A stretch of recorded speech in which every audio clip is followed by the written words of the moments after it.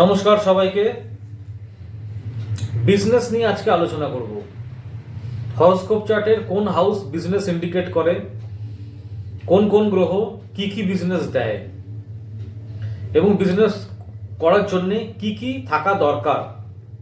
দেখুন, ব্যবসা যদি আপনি মনে করে থাকেন যে আপনি ব্যবসা করবেন, তাহলে বিজনেসে হয়তো আপনি নেমে গেলেন, কিন্তু বিজনেসটাকে তো টেনে নিয়ে যেতে হবে সারাটা জীবন।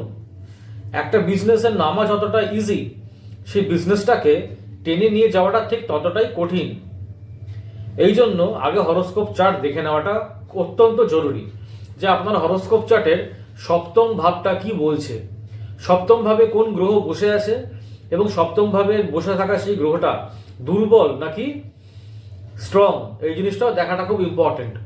সক্ষেত্র না তুঙ্গস্থ, কোন গ্রহ বসে আছে, সে কি বলবান, সপ্তম ভাবের সাথে কি একাদশ ভাব কানেক্টেড হয়ে আছে, এটাও কিন্তু দেখতে হবে। কারণ একাদশ ভাব মানে কিন্তু আমাদের জীবনের সম্পূর্ণ সফলতা, এটা কিন্তু আমাদেরকে 11th হাউস ইন্ডিকেট করে।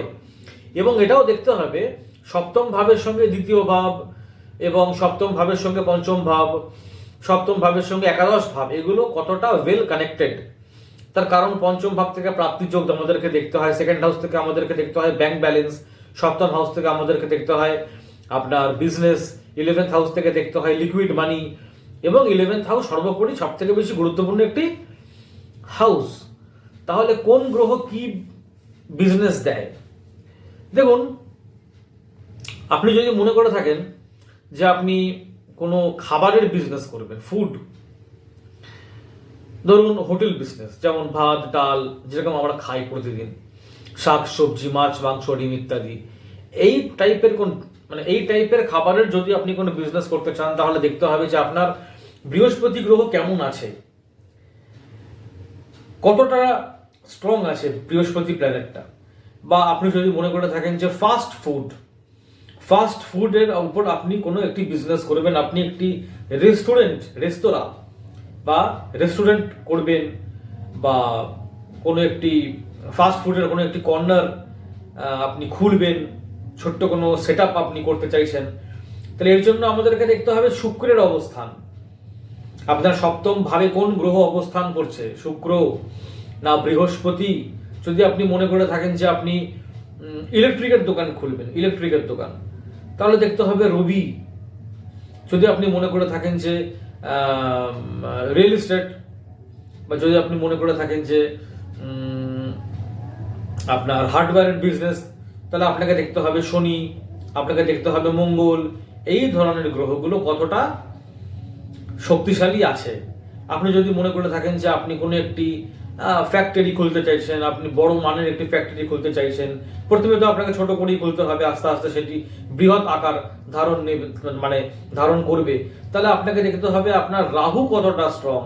কারণ একটা মানুষের যে যত বড় স্বপ্ন, এটা কিন্তু রাহু একমাত্র ফুলফিল করতে পারে। একটা মানুষ যদি মনে করে থাকে যে আমি বিশাল বড় একটা ফ্যাক্টরি খুলবো, it may be any kind of factory, যে কোনো ফ্যাক্টরি হতে পারে, বিস্কুটের ফ্যাক্টরি হতে পারে, বা কোনো আয়রন বা ধূপকাঠি, হোয়াট এভার, যে কোনো একটা আপনি যদি ফ্যাক্টরি খুলতে চান, তাহলে সবার আগে দেখতে হবে আপনার রাহু কতটা বলবান। কারণ এই ফ্যাক্টরির মালিক কিন্তু রাহু। এই যে এত বড় বড় যে শিল্পপতি আমাদের ভারতবর্ষ তথা গোটা পৃথিবীর মধ্যে আছে, এত বড় বড় সমস্ত শিল্পপতি, প্রত্যেকটা শিল্পপতির কিন্তু রাহু স্ট্রং। তো রাহু যদি কোনো মানুষের স্ট্রং না থাকে, সে কিন্তু এই সমস্ত ফ্যাক্টরি খুলতে পারবে না। রাহু এবং শনিকে মারাত্মক রকমের স্ট্রং হতে হবে। রাহু, শনি এবং মঙ্গল, এই তিনটে প্ল্যানেটকে, এখান থেকে সব থেকে বেশি ইম্পর্টেন্ট রাহু, তার সঙ্গে শনি মঙ্গলকেও থাকতে হবে সাপোর্টিং হিসেবে। তাই বিজনেস যে আপনি করতে চলেছেন বা আপনি করবেন, তার আগে আপনি নিজেকে প্রশ্ন করে নেবেন যে আপনি কি বিজনেসের জন্য যোগ্য।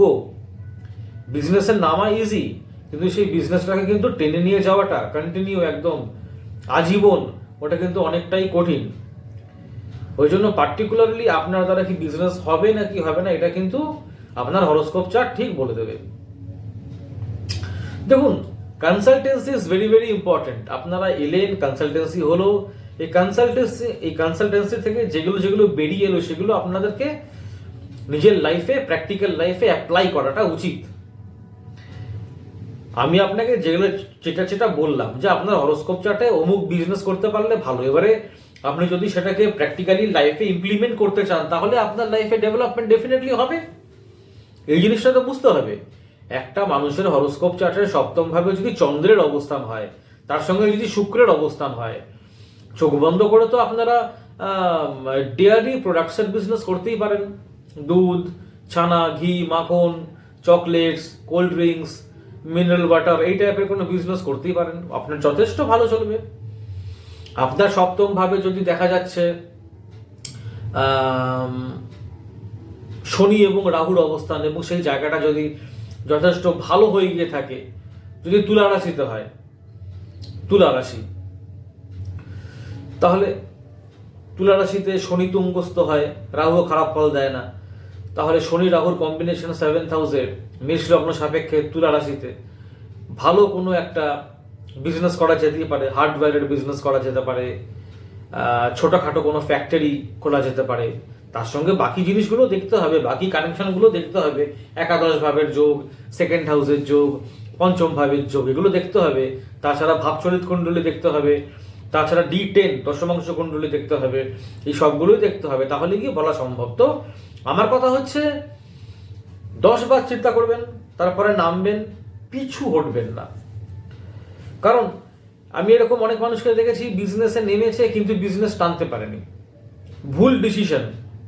ওই জন্য সময় নিয়ে ভাববেন, সঠিক সিদ্ধান্ত নেবেন, সঠিকভাবে নিজের কর্মটা করবেন লাইফে, তাহলে শাইন করতে পারবেন।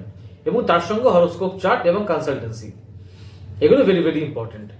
তো বিজনেস করুন বা চাকরি করুন বা হোয়াট এভার যাই করুন না কেন, সঠিক সময় সঠিক সিদ্ধান্ত, তার জন্য চাই ডিসিপ্লিন এবং ডেডিকেশন।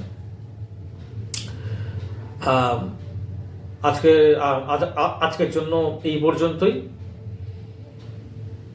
নেক্সট ভিডিও আমি আবার খুব শিগগিরই দিয়ে দেবো। ততক্ষণ নমস্কার। এবং যদি ভিডিওটা ভালো লেগে থাকে একটি লাইক এবং একটি সাবস্ক্রাইব অবশ্যই করবেন, তার সঙ্গে সঙ্গে একটি শেয়ার করে দেবেন। যদি একটু বেশি ভালো লেগে থাকে তাহলে নোটিফিকেশন বেলে প্রেস করে দেবেন।